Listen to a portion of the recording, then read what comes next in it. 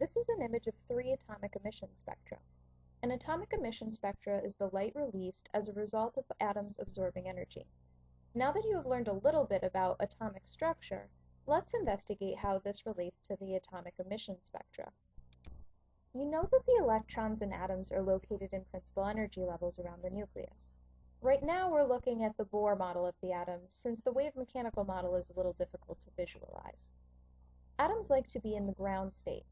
An atom is in the ground state when all of its electrons are located in the lowest possible principal energy levels. An atom can be taken out of the ground state. Let's look at how that happens.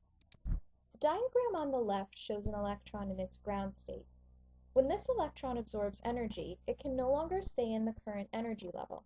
It has to move into a higher energy level, which corresponds to the new amount of energy it holds. When electrons are excited, the atom is unstable.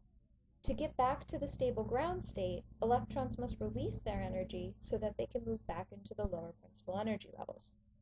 This energy is given off in the form of light, which has an energy that corresponds to the amount of energy given off by the electron. Take a moment to review the diagram of this process, and note that the light, or photon, given off has an energy that is equal to the difference in the energy between the principal energy level the electron occupies in the excited state and the one it occupies in the ground state.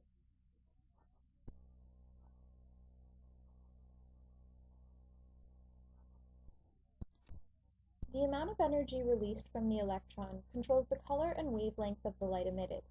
See how in this diagram the electron on the left, which has released the amount of energy needed to transition from the second to the first principal energy level, gives off red light, while the central electron that released the amount of energy needed to transition from the third to the first principal energy level emits green light?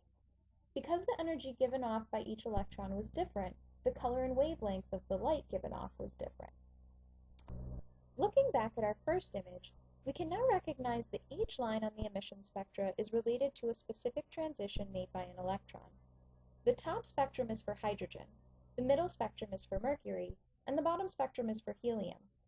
As you can see, every element has its own unique emission spectrum, which is a consequence of the fact that no two elements have principal energy levels associated with exactly the same energy. In Activity 2, you will have a chance to explore the spectrum for hydrogen and how it's created,